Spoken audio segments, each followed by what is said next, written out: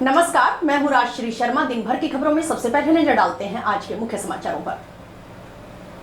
आक्रोशित परिजनों व ग्रामीणों ने लगाया सड़क पर जाम। थाना प्रभारी को सस्पेंड करने व फरार आरोपियों को गिरफ्तार करने की मांग। धान की सरकारी खरीद शुरू न होने पर दी आंदोलन की चेतावनी। दहेज प्रताड़ना के प्रकरण में 12 साल से फरार स्थायी वारंटी मां बेटा गिरफ्तार। आवेदन जानबूझकर रिजेक्ट करने का आरोप। ई मित्र संचालकों ने एडीएम व डीएसओ से की लिखित शिकायत। और अब समाचार विस्तार से।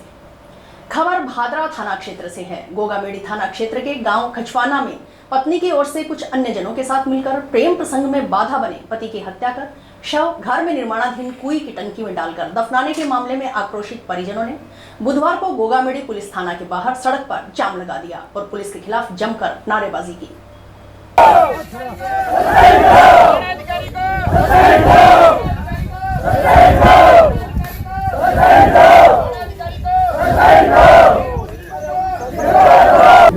ठीक है, अब रही बात है कल से जो प्रोसीजर में चीजें आ गई, अब आज आपका ये कहना था कि साहब उन्होंने हमारे साथ ठीक से व्यवहार नहीं किया, चले गए हमको बिना बताए। हमारे कोई दूसरा इंसिडेंट और हो गया गोगामेड़ी में, हमको जाना ही पड़ेगा। पिछले 5 दिनों से व्यवहार नहीं है। पिछले 5 दिनों में गाँव वाले एक बात बताओ, 100 लोग गाँव वाले रोज क्यों आएंगे थाने में? 50 लोग रोज थाने में आकर खड़े होंगे। इनका व्यवहार ये गाँव वालों को आने की मांग की कि गोगामेड़ी थाना प्रभारी अजय गिरधर को सस्पेंड किया जाए और फरार चल रहे आरोपियों की जल्द गिरफ्तारी की जाए। आक्रोशित परिजनों ने मांग पूरी न होने तक मृतक के शव का पोस्टमार्टम करवाने से इनकार कर दिया। परिजनों के अनुसार रूपराम बेनीवाल करीब 16 दिनों से लापता था और गोगामेड़ी पुलिस को सूचना देने के बावजूद कोई कार्रवाई नहीं हुई। उधर इससे पहले पुलिस ने मंगलवार रात्रि को रूपराम का शव घर में बनी कुएं से बरामद कर लिया। इस संबंध में गोगामेड़ी थाना पुलिस ने मृतक की पत्नी को गिरफ्तार किया है, जिसने पति की हत्या की बात भी स्वीकारी है। मगर आक्रोशित परिजनों का कहना है कि हत्या प्रेम प्रसंग के कारण हुई है और पुलिस अन्य आरोपियों को बचाने में जुटी हुई है। 12 तारीख को गायब है और प्रशासन इतना ल्यूज चल रहा है कि बस पूछो मत।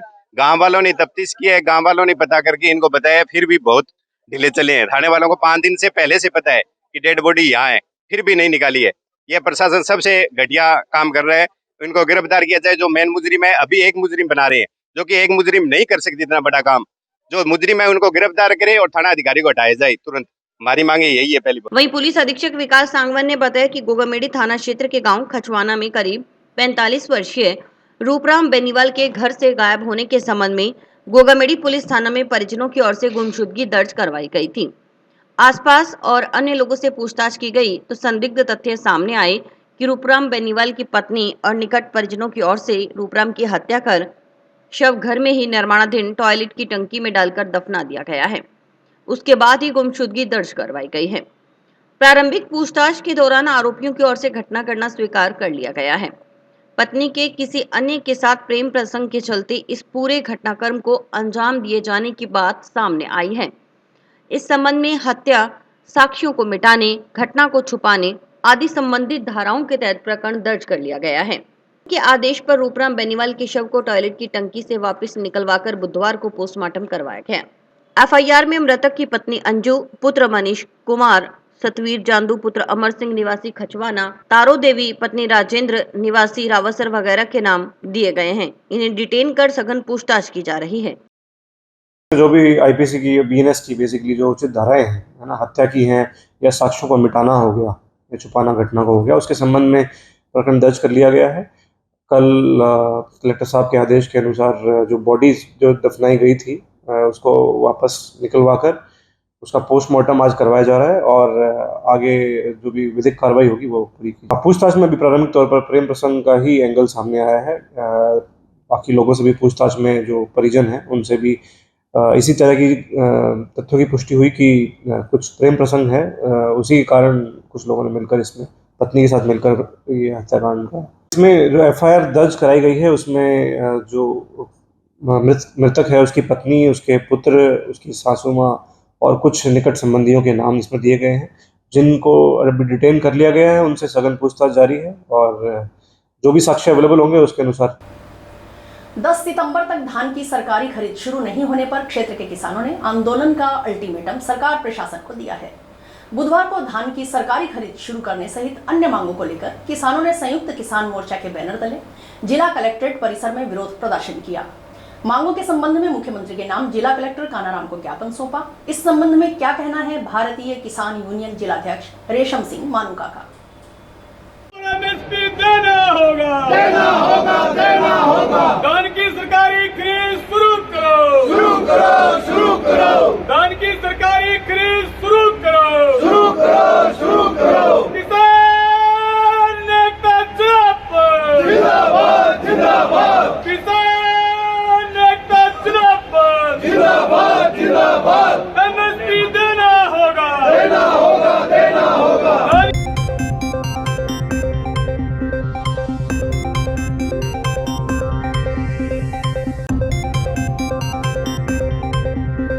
पूरे एरिया के अंदर धान की बम्पर क्रॉप है और एरिया भी काफ़ी ज़्यादा बड़ा है, क्योंकि दरमियान से लोगों का मोह हटा है तो इसलिए बड़ा है।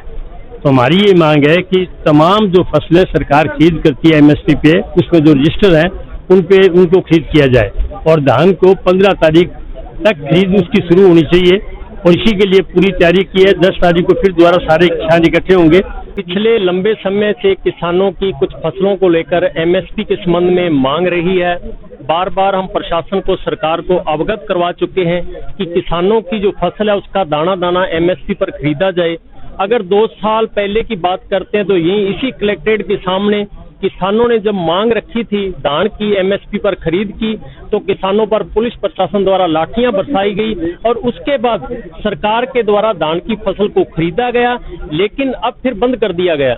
और पीछे हम कई बार ज्ञापन दे चुके हैं कि धान, मूंग, बाजरा, मूंगफली, क्योंकि मूंगफली की बात करें तो इस बार काफी बिजाई जो हमारे क्षेत्र में हुई है, लेकिन खरीद केंद्र पीलीबंगा, हनुमानगढ़, संगरिया, टिब्बी में खरीद केंद्र ही नहीं है। तो किसान असमंजस की स्थिति में है कि वो अपनी मूंगफली की फसल कहां लेकर जाएगा। यही हालात हमारे साथ मूंग में रहता है। मूंग की फसल तब एमएसपी पर खरीदी जाती है जब किसान अपनी फसल बेच चुका होता है। इससे किसान को बहुत बड़ा आर्थिक नुकसान होता है।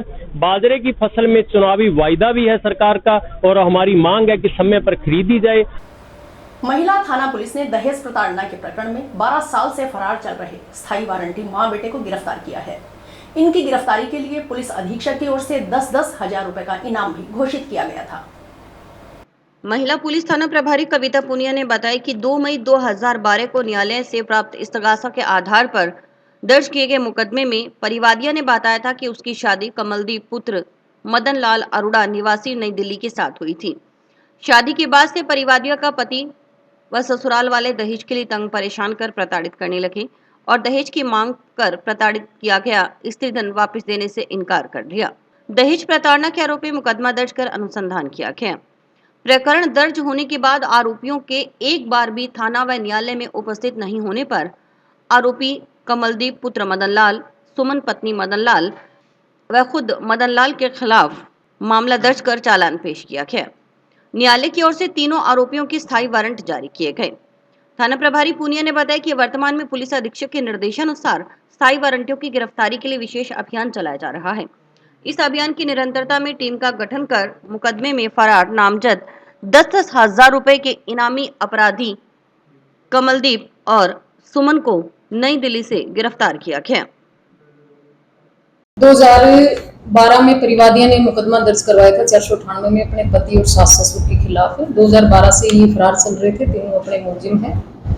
विशेष टीम में सुखविंदर हेड कांस्टेबल के नेतृत्व में टीम को भेजा गया दिल्ली और इनको राउंड अप किया गया है। अभी इन्वेस्टिगेट चल रहा है। पति को सास राउंड अप किया है, ससुर की डेथ हो चुकी है। तीनों ही मुलजिम अपने एसपी साहब की तरफ से 10-10 हजार के इनामी हैं और ये फाइल 299 सीआरपीसी में पेंडिंग है। पंचायत समिति में कार्यरत अस्थायी कर्मचारी पर जानबूझकर आवेदनों को रिजेक्ट करने का आरोप लगाते हुए टिब्बी क्षेत्र के ई मित्र संचालकों ने बुधवार को ई मित्र संचालक संघ के बैनर तले एडीएम व डीएसओ को ज्ञापन सौंपा।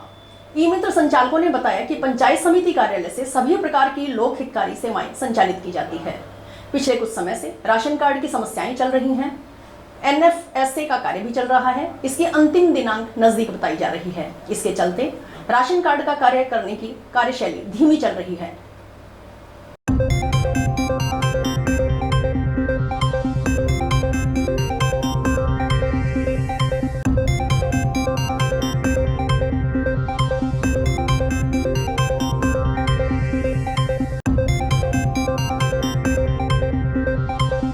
हम टिब्बी से आए हैं और राशन कार्ड संबंधी हमारी समस्या चल रही है पिछले 2 साल से, उसके संबंध में हम ज्ञापन दिए है। तो वहाँ पे एक अस्थायी कर्मचारी लगाया है सुनील कुमार, जो समय समय पर नए नए ऑब्जेक्शन लगाता है, सेंडबैक करता है। और एक पोर्टल पे तो हमारे राशन कार्ड पेंडिंग पड़े रहते हैं, दूसरे ई मित्र पे जाते हैं तो वो फार्म वेरीफाई हो जाता है, मतलब भेदभाव किया जा रहा है। तो जो उनके नज़दीकी हैं उनको तो एक दिन में कागज कार्रवाई उनकी पूरी कर ली जाती है, लेकिन जो हमारे शिकायत लेके जाते हैं उनको टारगेट करते हैं। सबसे ज़्यादा समस्या ये आ रही है। तो अब हम जब भी उनके पास जाते हैं तो वो बस ना उनका भाषा बोलने का सभी तरीका है और ना ही हमारा काम टाइम पे करते हैं और कहते हैं भी जो आपसे होता है वो कर लो। तो आज हम SDM साहब, तहसीलदार साहब और VDO साहब और प्रधान जी सबको हम ज्ञापन दे दे के थक चुके हैं, लेकिन हमारी सुनवाई नहीं हुई। आज हम ADM साहब के समक्ष पेश हुए हैं, तो आज उनसे हमें कुछ आश्वासन मिला है कि ये समस्या आपका निस्तारण है तो जल्दी कर दिया जाएगा। उधर DSO ने बताया कि इस बारे में टिब्बी SDM से बात की गई है। SDM ने ऑपरेटर के खिलाफ उचित कार्रवाई करने के लिए आश्वस्त किया है। DSO ने आमजन से अपील की कि पूर्व में ई मित्र पर जो आवेदन किए गए हैं उनका विधिवत तरीके से निस्तारण करवाकर उन्हें पुनः SDM ऑफिस में भेजें ताकि उनका नाम नियमानुसार जोड़ा जा सके। उन्होंने बताया कि जिला कलेक्टर के माध्यम से सभी SDM को पत्र लिखा गया है कि जिन आवेदकों ने पूर्व में NFS से योजना के लिए आवेदन किया था उनके नाम जोड़े जाएं। अभी NFS योजना के तहत जो पूर्व में आवेदन किए गए थे उनके नाम जोड़े जा रहे हैं। इस संदर्भ में अभी एक ज्ञापन प्राप्त हुआ था जिसमें टिब्बी पंचायत समिति में एक सुनील कुमार नाम से जो ऑपरेटर था उसके विरुद्ध इन्होंने कंप्लेंट की है कि वो जानबूझकर ई मित्रा से जो आवेदन किए जाते हैं उनको रिजेक्ट करता है बिना कुछ उचित कारण बताए। इस संबंध में हमने भी SDM महोदय से भी बात की है, तो उन्होंने भी इसके बारे में अभी उस पर कार्रवाई करने के लिए आश्वस्त किया है। इसके साथ साथ मेरा ई मित्र वालों से भी और जन प्रतिनिधियों से और आम आदमी से भी निवेदन ये रहेगा कि वो संबंधित ई मित्रा पर जो पूर्व में जो आवेदन किए गए हैं उनका विधिवत रूप से निस्तारण करवा करके और वापस उनको SDM ऑफिस में भेजे ताकि उनका नाम नियमानुसार जोड़ा जाए। इसके यहाँ श्रीमान जिला कलेक्टर महोदय के माध्यम से पत्र भी लिखा जा चुका है कि जिन आवेदकों ने पूर्व में आवेदन किया था NFS योजना के लिए उनके नाम जोड़े जाएं।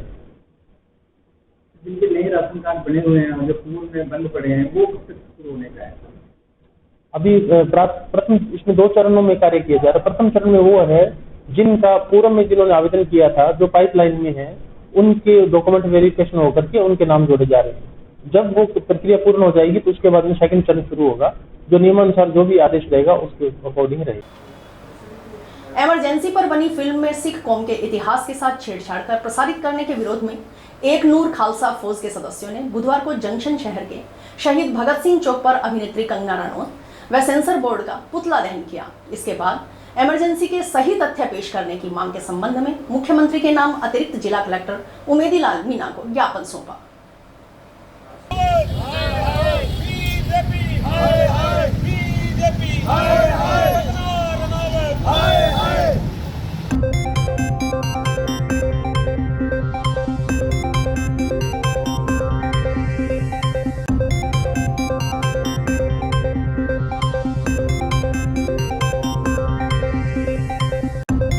आज कंगना रनौत व सेंसर बोर्ड का पुतला दहन हुआ है और कलेक्टर के माध्यम से मुख्यमंत्री को ज्ञापन देने जा रहे हैं कि ये मूवी राजस्थान के किसी भी थिएटर पे में रिलीज नहीं होनी चाहिए, क्योंकि इस मूवी में सिख भावनाओं के साथ खिलवाड़ किया गया है, सुप्रीम कोर्ट का अपमान किया गया है, संविधान का अपमान किया गया और सिख भावनाओं से खिलवाड़ किया गया है। कूट रचना कर खाते में अचल संपत्ति दिखाने के संबंध में रावतसर पुलिस थाना में दर्ज मुकदमे में पुलिस ने आरोपी अधिवक्ता को गिरफ्तार किया है। आरोपी को बुधवार को न्यायालय में पेश कर PC रिमांड मंजूर करवाया गया है। रिमांड अवधि के दौरान आरोपी से गहनता से अनुसंधान किया जाएगा। इसमें एक अन्य आरोपी इब्राहिम भी नामजद है। उसकी संलिप्तता के संबंध में अनुसंधान किया जाना शेष है। मामले की जांच कर रहे SC/ST सेल हनुमानगढ़ के CO रणवीर साई ने इस संबंध में जानकारी दी।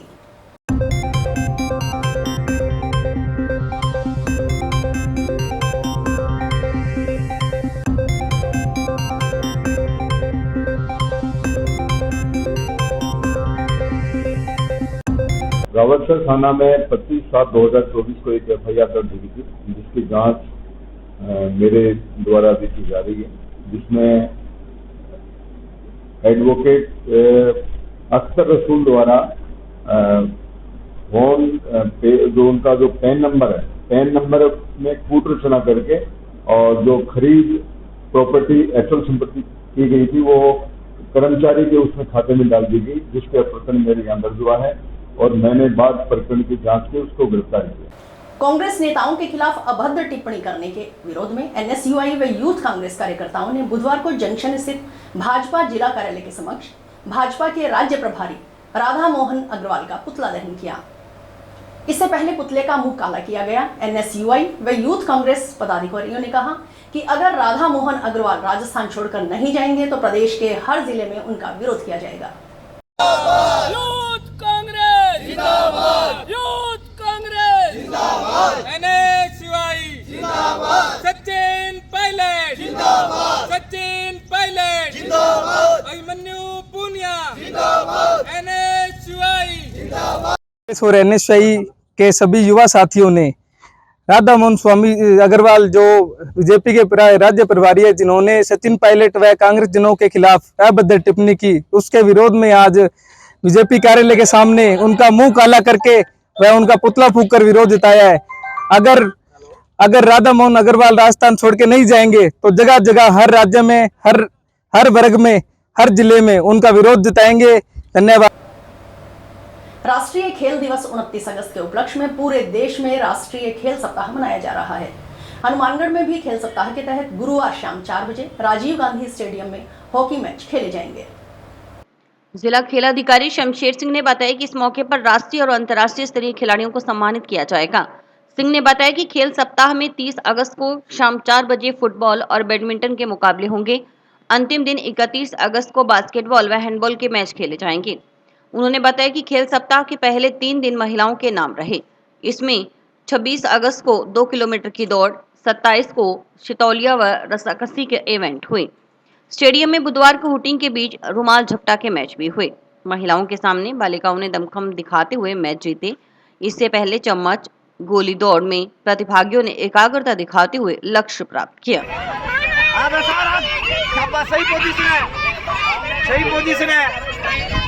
सही पोजीशन है, सही ना चक्की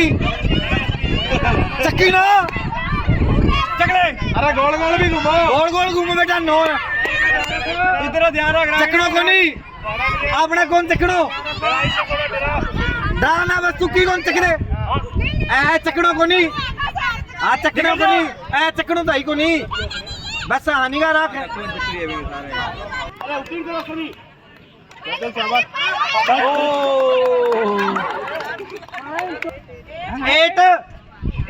लगा दूरी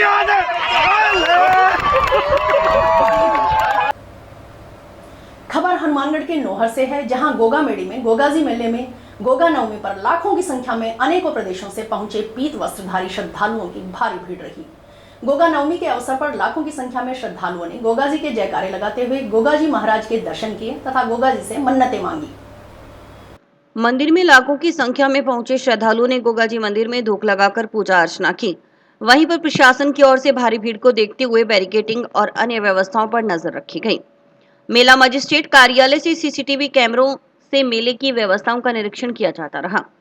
उत्तर प्रदेश से आने वाले श्रद्धालु यात्री गोगाजी का निशान लेकर नाचते गाते हुए धूप लगाने पहुंचे। अनेक श्रद्धालु बच्चों को कंधों पर बैठाकर धूप लगाने की कतार में खड़े दिखाई दिए। प्रशासन व सामाजिक संस्थाओं की ओर से श्रद्धालुओं के लिए पेयजल की व्यवस्थाएं की गई। अन्य विभागों के कर्मचारियों द्वारा भी अपनी सेवाएं जारी रखी गई। गोगा नवमी के चलते भादरा क्षेत्र के शहरी व ग्रामीण क्षेत्रों के घरों में गोगाजी नवमी मनाते हुए गोगाजी केसरो जी भभूतो जी की धोख श्रद्धालुओं ने लगाई। वहीं जयकारे लगाते हुए हाथों में निशान छड़ी लेते हुए श्रद्धालु गोरखटीला में गोरखनाथ मंदिर भी पहुंचे। वहां पहुंचकर श्रद्धालुओं ने गुरु गोरखनाथ जी के दर्शन किए और गुरु के भंडारे का प्रसाद ग्रहण किया।